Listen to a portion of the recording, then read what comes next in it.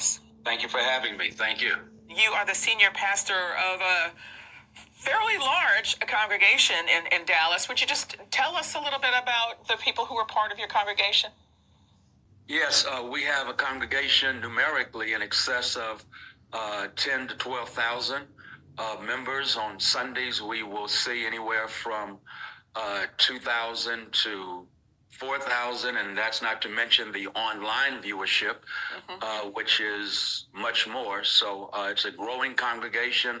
It's also a young congregation, and a vibrant congregation that is community conscious and very much in tune with the relationship between Jesus and justice. So I'm going to ask you to go back to October 7th. Do you remember what you preached on that Sunday? Because as I would imagine, especially given the congregation that you have, they would expect to hear from you, at a time like that. Well, I do remember the theme and my intent, and that was to provide some kind of balance. On the one hand, I wanted to ensure that comfort was provided to the victims' families and all who were triggered by such an event. I have a couple of members who were in New York on 9/11, and so I knew that there would be comparisons to 9/11 and the horrors and the evil that occurred on that day. Of course, that language has been used subsequent to October 7th.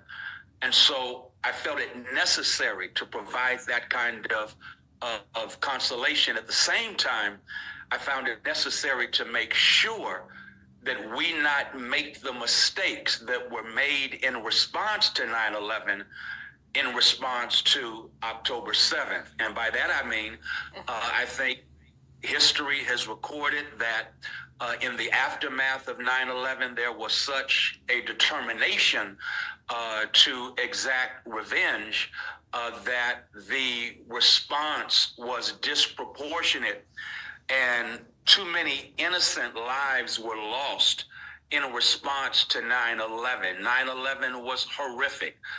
There is nothing that will ever assuage what happened on that day. And so my sermon was, on the one hand, let's offer comfort. At the same time, let's learn the lessons of history, because it's well known, if you do not learn from the past, you end up repeating it. And in many instances, you magnify the mistakes that were made in the past. And I take it the fears that you expressed in that sermon have in fact come to pass. Would that be fair to say, from your perspective? Unfortunately, yes. It's been horrifying to watch the response, again, disproportionate and not downplaying in any way what happened October 7th. And I hope that we can erase the narrative that just because you feel the response has been disproportionate, it does not mean that you are erasing the memory of the horrors of what happened on October 7th. But again, to see hospitals, places of refuge being blown up. So yes, my worst fears have been realized, and my worst fears are a living nightmare for those who are living in Gaza. You are one of more than 1,000 Black pastors in the U.S.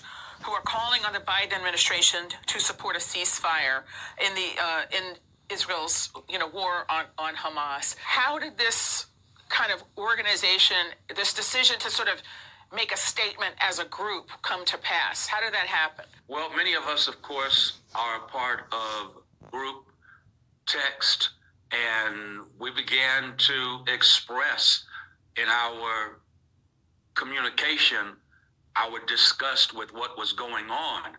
And as the notifications increased, as the news broadcast continued to show the nightmare unfolding in what so many of us have labeled the Holy Land, we became increasingly impatient with the response of this administration. And so what began as informal text messaging, conversations going back and forth, Some of my beloved colleagues said, there's no way that we can just limit this conversation to our group text.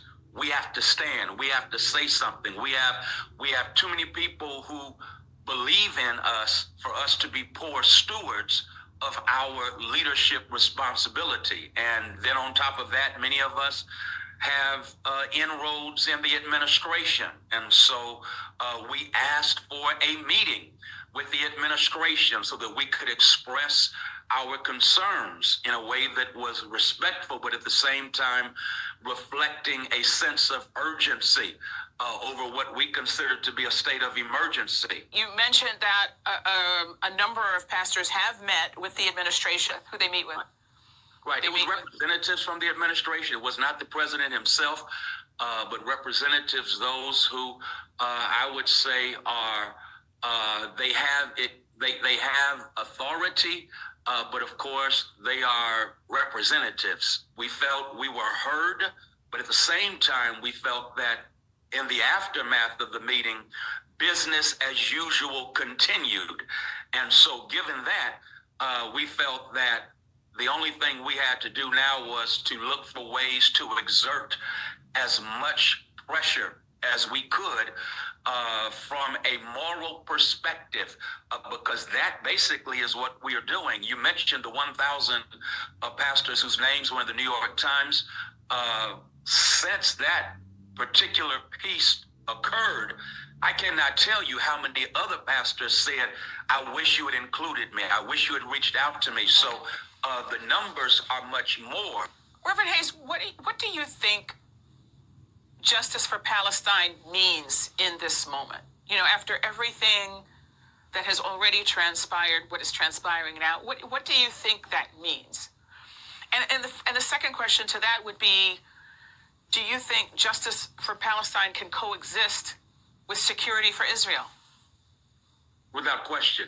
My predecessor at Rainbow Push, the icon Reverend Jesse Jackson, coined the phrase security for Israel, justice for Palestine. Of course, it's remixed during protest in the streets where we say no justice, no peace, because there is a relationship between justice and peace. There is a relationship between justice and security.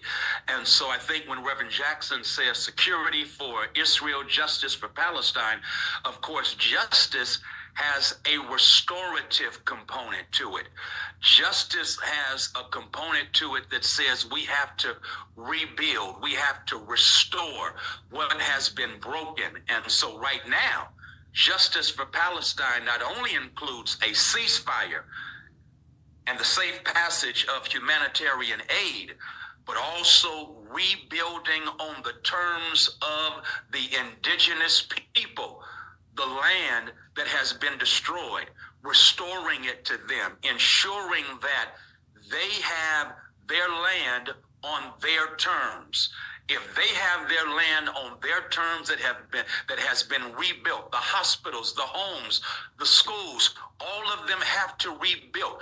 Well, so what exactly do you want President Biden to do? Because, in fact, look, he has, he famously, went to Israel, the first sitting president to visit Israel, at wartime. He hugged the Prime Minister Netanyahu, but he also, and other members of the administration have also said what you've said, which is learn the lessons of 9/11, be proportionate in your response, don't seek vengeance. Well, where your treasure is, there will your heart be also. You can say that, but you continue to fund the carnage. We all know that this country gives a huge amount of resources to Israel that has gone to fund a lot of what is taking place right now. And so we have the moral authority, but also the fiscal responsibility. If we wear those two and say, Mr. Netanyahu, we will no longer give you financial resources. We will no longer give you military resources and stand by watching the carnage unfold. That is a profound statement. It's one thing to talk it. It's another thing to walk it and exert it. Is there any part of you that worries that the criticism of President Biden makes it easier for former President Trump to get back into office. Of course. And I'm asking Mr. Biden to learn the lessons of history. 1968, Lyndon Baines Johnson had done some amazing things domestically.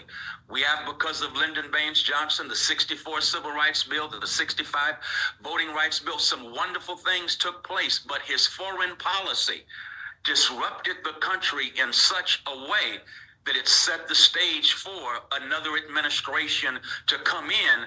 And they came in, ironically, on a Southern strategy that was race-based, a Southern strategy that was white supremacy fueled. And I'm simply asking Mr. Biden, as you proudly call yourself a Zionist, as you proudly say you stand by Israel almost by any means necessary, that is offensive to too many. First of all, from a humanitarian perspective, but then you have Palestinians living right here in this country who are offended by the stance of Mr. Biden. And so, yes, Mr. Biden has done some good things. That cannot be denied. In this instance, I'm concerned that he's getting in his own way. And when he gets in his way, he may well be getting in the way of the future of democracy or the lack thereof in this country. Some people look at the same history you just cited and draw the opposite conclusion. The progressive left, having abandoned LBJ, is what paved the way for a Richard Nixon who had zero sympathy for and interest in their goals. Right. But there are those who would say, that's exactly why you need to put aside those feelings and support this president, because the alternative is worse, who has zero sympathy for the Palestinian cause and most other things that progressives care about. And what do you say to that? Yeah, I say that exactly. The other side would be disastrous. As a matter of fact, it would be multiplied. What is going on right now, that cannot be denied. I also will clap back and say it's not that the center left abandoned LBJ. LBJ abandoned the principles and values of the center left. And we're saying right now, Mr. Biden has abandoned the principles of redeeming the soul of America. He's abandoned the center left. And so we're calling him back. Learn the lessons of history, Mr. President. Are your congregants specifically talking about the election year and the fact that it is an election year? Does that come up in your conversations? And are they talking to you about Trump, and are they talking to you about Biden? And if so, what do they say? Oh, without question. And this is the earliest. I've been pastoring 40 years, so I've seen a number of presidential election years. This is the earliest that I have experienced an energized conversation about the election I've ever experienced. And I have to be honest, it's I won't say it's frightening, but it's concerning in light of the stubbornness that is perceived as it relates to the administration and their posture in the Middle East. And so I'm hearing conversations, and there are those who are saying, I'm going to vote. And I'm not crazy enough to vote the other side. I'm not going to vote for Mr. Biden. I'll go third party. Well, my clapback is, they don't have enough money to mount a serious threat. And so a vote for a third party is a vote for who you really, really don't want. And so that escalates the conversation. Well, I'm still not going to vote for Mr. Biden. And, so the conversations are, how should I put it?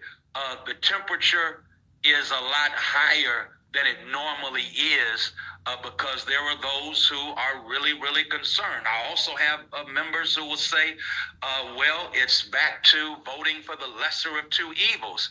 I hope Mr. Biden does not want to be considered the lesser of two evils, but that's what many are saying. At the start of the war, there was this poll taken by the Carnegie Endowment for International Peace. It found that 48% of black respondents said at that time that they didn't feel connected to either the Israeli or Palestinian side or plight, I guess I would say. Yeah. Do you think that that's changed? Oh, without question, that has changed. Especially, I would wonder if that poll involved or engaged young people, because when I look at the young people in my congregation and in the community, the young people are on fire because, again, this is a generation that on their cell phones, they have notifications coming at them all of the time. And those notifications, I promise you, continue to enrage what they see as this country being complicit in what is going on, because they feel a connection with what is happening to the Palestinians. So, and why is that? Why do you think that is? They can also relate to, because we are only 3.5 years removed from the summer of George Floyd. We are only 3.5 years removed from Breonna Taylor and what happened to so many during that summer, where we saw in real time such horrors. And so you're talking about a response from the world community, especially young people in the world community, to the horrors they saw in the United States that was taking place. And I promise you, that same demographic, Yeah. they have a moral compass, a moral consciousness that says, with Martin King Jr., injustice anywhere is a threat to justice everywhere. If you don't have justice for all, there's not justice at all. As we are sitting now, 30,000 people, at least 30,000 people have already been killed. Yeah. And, huge swaths of the Gaza Strip have already been destroyed. And hundreds of thousands of people have already been displaced. And I just wonder, in some ways, is it almost too late?